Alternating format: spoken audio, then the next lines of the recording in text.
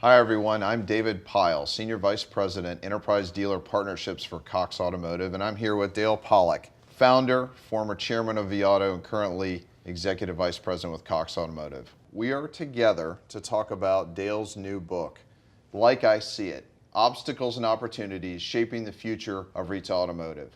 Now, I've had an opportunity to read the book, and it contains a lot of great information for dealers, OEMs, and others as they think about how to build their businesses for the future. In the next few minutes, we'll talk about the insights and topics that Dale brings to life in the pages of Like I See It. First question though, Dale, you've written 3 successful books. Why this 4th book and why now? Well, first of all, David, thank you very much for being here with me. Why this book now? Because I felt like I had to. After my 3rd book, I really didn't think that I had anything else to say. I felt that the first 3 books had done a pretty good job in demonstrating to the industry the need for change, and specifically the change to velocity management. And I thought that I had really said what I had to say. But over the last year or two, I've come to the conclusion that our industry is at a crossroads, a really critical crossroads, and one that puts a lot of pressure on all of the industry constituents, one that presents a lot of challenges. And to be sure, there are still some great opportunities. But it's a moment in time when I felt that there were certain issues that were not being discussed, sort of the elephants in the room. And I felt like it was just time for me to say it like I see it. So that's why I did it now. So with all the innovative and provocative topics in the book, you begin with something that has been a topic in the industry for a little while now, margin compression. That's right, David. Not only did I start with that chapter, I wrote an entire chapter on margin compression because I think that it's not the only challenge that faces our industry today, but I do believe that it's the single greatest challenge that we have to deal with right now. And it's one that calls for an ever greater level of efficiency at a number of different places in our business, certainly in the area of human capital, technology, and overall operational efficiency. So it's a terribly important subject and one that I felt deserved to be the first chapter of the book. So you really believe that not only is it a current issue that dealers are facing, but also that we may be approaching a tipping point. Clearly a tipping point. I think that's a great characterization. You know, we've had 7 years of year-over-year sales improvement. And this is the first year, as expected and anticipated, that we're in a plateau. And as such, it is the first year that I think the effect of the margin compression that we've been experiencing is really beginning to become apparent to our industry, and one that, quite simply, just now needs to be confronted. Dale, a topic that I know is near and dear to your heart, and one of the conversations that I have with our dealers most often is around the idea of technology solutions and how it helps dealers maintain their edge, their competitive relevance these days. How do you address this in Like I See It? And what are your thoughts on this topic? Well, technology for sure holds a key to our operational efficiency. And our industry needs to do a much better job developing technology, implementing technology, and using technology. And I think that it holds the promise for ever greater efficiency.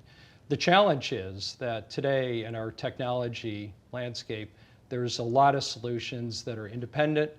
They don't share data, they don't talk to each other. And unfortunately, David, there are some industry solution providers that actually make it difficult and, if not, expensive.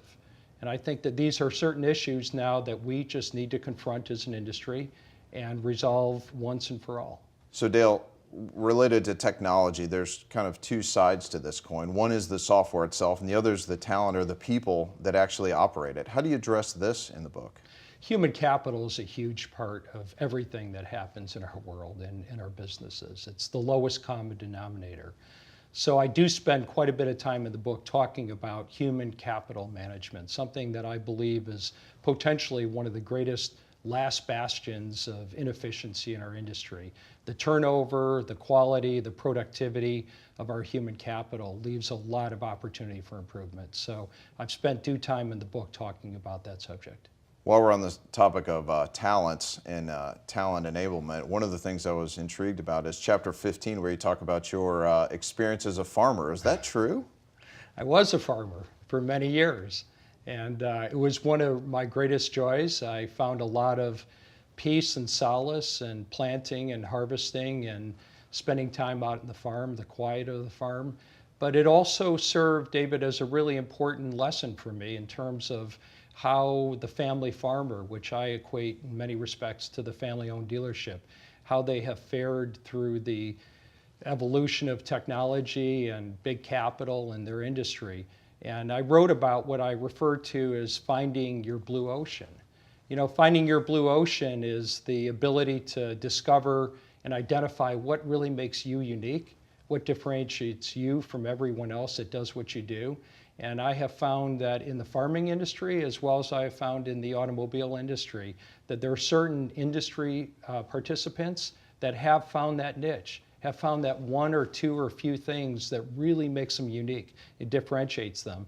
And that has allowed them not just to survive, but thrive in the face of fast-paced evolution, change, and big capital infusions. So it really served a personal purpose for me, as well as teaching me an important lesson about being successful in business. An unexpected but really interesting insight from that Yeah. farming experience. Final question for you, Dale. From a high level, what do you see as the most critical for dealers, for OEMs, and others to ensure a healthy and profitable retail automotive industry in the years to come? David, the overall arching message of the book is that this business is not getting any easier. It's full of challenges and ever greater challenges and fast-paced technology change. And what's really apparent to me is that we're all in this together. And historically, the business has been profitable enough where we could all of us, you know, whether we be dealers or OEMs or solution providers or finance institutions, in the past, there's been so much opportunity in this business that we've all been able to pull in our own direction and manage to be okay. But in this new challenged environment that we have right now, the overarching message of, like I see it, is that we're going to be in it together. We're either going to live it together, we're going to suffer with it together, and it's really time for us to recognize the need to work together, compromise, and really know that we're all going to make it if we do it together. All right, Dale, we really appreciate you spending the time today and sharing with our viewers some of the insights, perspectives that they'll find in your fourth book, Like I See It. Some of these both frightening and intriguing for sure, but we look forward to it. So how can we get a copy if we want one? It's like everything else in the world today, David. One word: Amazon.